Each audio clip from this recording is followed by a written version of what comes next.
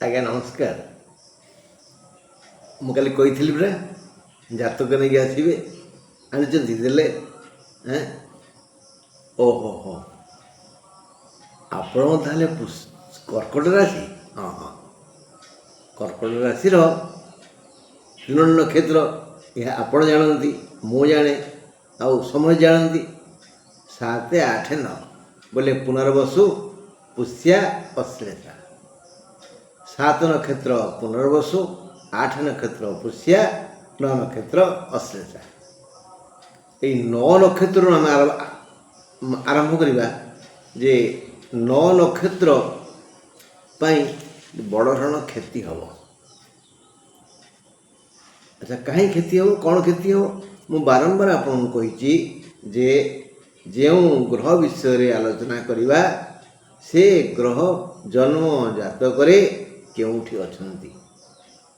ଯଦି ସେ ସୁସ୍ଥ ତାହେଲେ ଆମକୁ ଶୁଭ ଫଳ ଦେବେ, ଯଦି ଅସୁସ୍ଥ ନିଜେ ତ ଭାଙ୍ଗି ପଡ଼ିବେ, ଆଉ ଭଲ ଫଳ କେଉଁଠି ଦେବେ। ସୁସ୍ଥ କ'ଣ? ଯଦି ସେ ଜାତକରେ ତୃତୀୟ, ଷଷ୍ଠ, ଦଶମ ବା ଏକାଦଶ ଘରେ ଥିବେ, ଯଦି ସେ ମିଥୁନ, କନ୍ୟା, ବୃଷ, ତୁଳାରେ ଥିବେ, ଯଦି ସେ ମକର ବା କୁମ୍ଭରେ ଥିବେ, ଏବଂ ଯଦି ତାଙ୍କ ସହ ବୁଧ ଥିବ ବା ବୁଧଙ୍କ ଦୃଷ୍ଟିରେ ଥିବେ, ଶୁକ୍ର ଥିବ, ଶୁକ୍ରଙ୍କ ଦୃଷ୍ଟିରେ ଥିବେ, ତାହେଲେ ଭଲ ଫଳ ଅବଶ୍ୟ ମିଳିବ। ଏହା ବ୍ୟତୀତ ଯଦି ସେ ଅନ୍ୟତ୍ର ଥାନ୍ତି ତାହେଲେ ଭଲ ଫଳ ଦେଇପାରିବେନି, ସେ ଅସୁସ୍ଥ। ଭଲ ଫଳ ଦେବା ମୁଡ଼ରେ ଥିଲାବେଳେ ରାହୁ ଯଦି ଏପଟରେ ଗଣନାରେ ଭଲ ଫଳ ବାହାରିଲା, ଏ ପ୍ଲସ୍ ସେ ପ୍ଲସ୍ ଇଜିକ୍ୱାଲ୍ ଟୁ ଉଛୁଳା ଜଳ, ବହୁତ ବଢ଼ିଆ ଫଳ ହେବ। ଯଦି ଭଲ ଫଳ ବାହାରିଲା, ସେପଟରୁ ଭଲ ସୁସ୍ଥ ଅଛନ୍ତି, ଏପଟରେ ଗଣନାରେ ଭୁଲ ଫଳ, ମନ୍ଦ ଫଳ ବାହାରିଲା, ତାହେଲେ ଏଠି ସାଧାରଣ ଜୀବନ। ଯଦି ଗଣନାରେ ମନ୍ଦ ଫଳ ବାହାରିଲା, ସେପଟରେ ମନ୍ଦରେ ଅଛନ୍ତି, ତାହେଲେ ଦୁଃଖ ଟିକେ ଅଧିକ। ଅଶ୍ଳେଷା ନକ୍ଷତ୍ର ପାଇଁ ବଡ଼ ବିପଦପୂର୍ଣ୍ଣ କଥା ଯେ ତାଙ୍କ ଡାହାଣ ହାତ କଟିଯିବ। ଡାହାଣ ହାତ କ'ଣ ନା ବନ୍ଧୁ, ବନ୍ଧୁ ବଳ ଦିଏ। ବନ୍ଧୁ ସୁଖ ଦୁଃଖର ସାଥୀ। ଜାଣକେ ଲେଖିଲେନି, ଉତ୍ସବେ ବ୍ୟସନେ ଶୈବ ଦୁର୍ଭିକ୍ଷେ ରାଷ୍ଟ୍ର ବିପ୍ଳବେ ରାଜଦ୍ୱାରେ ଶ୍ମଶାନେ ଚ ତିଷ୍ଠତି ସବାନ୍ଧବ। ସୁଖରେ ଦୁଃଖରେ ଯିଏ ଠିଆ ହେଲା ସିଏ ହିଁ ବନ୍ଧୁ।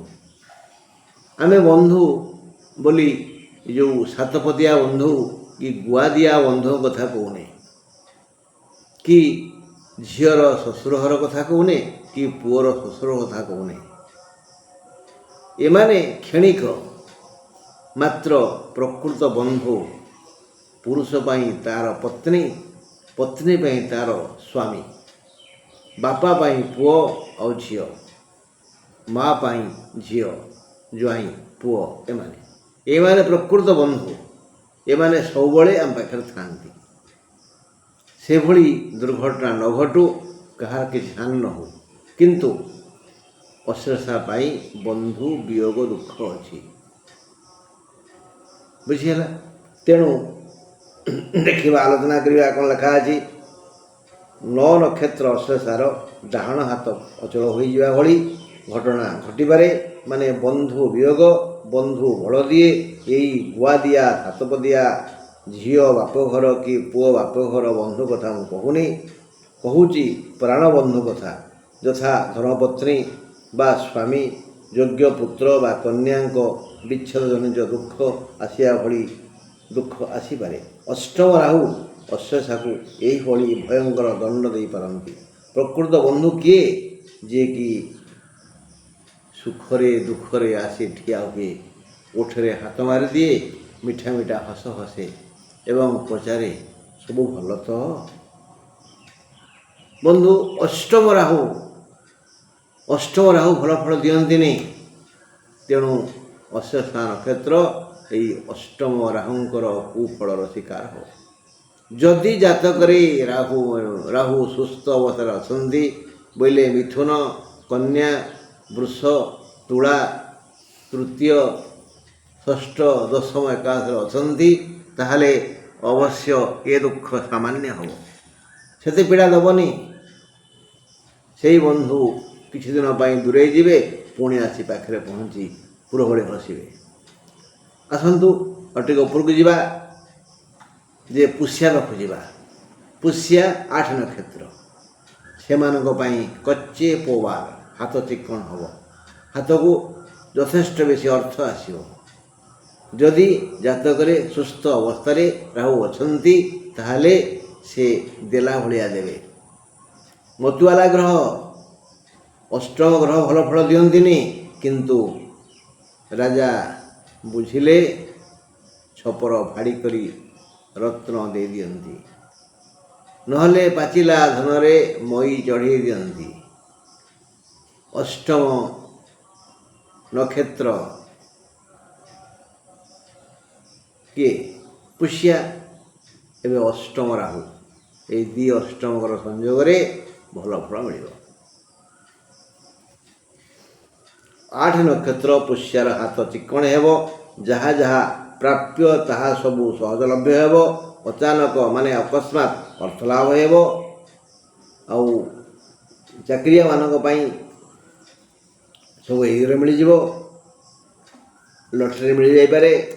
ଯେଉଁମାନେ ଧାର ଉଧାର କର ନେଇଥିବେ, ଦେବା ପାଇଁ ଟିକେ ଟାଳଠୁଳ ହେଉଥିବେ, ସେମାନେ ଫେରେଇ ଦେବେ।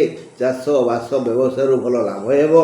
ରାଜାଙ୍କଠୁ ରଙ୍କ ଯାଏ, ମାଲିକଠୁ ମୂଲିଆ ଯାଏ, ଭିକାରୀ ଠାରୁ ସୌଦାଗର ଯାଏ, ଦେଶୀ ଠାରୁ ବିଦେଶୀ ଯାଏ, ସମସ୍ତଙ୍କ ହାତକୁ ମୁଠା ମୁଠା ଧନ ଆସିବ, ଯଦି ସେମାନଙ୍କର ପୁଷ୍ୟା ନକ୍ଷତ୍ର, କର୍କଟ ରାଶି ଏବଂ ସେମାନଙ୍କ ଜାତକରେ ଯଦି ରାହୁ ସୁସ୍ଥ ଅବସ୍ଥାରେ ଅଛନ୍ତି।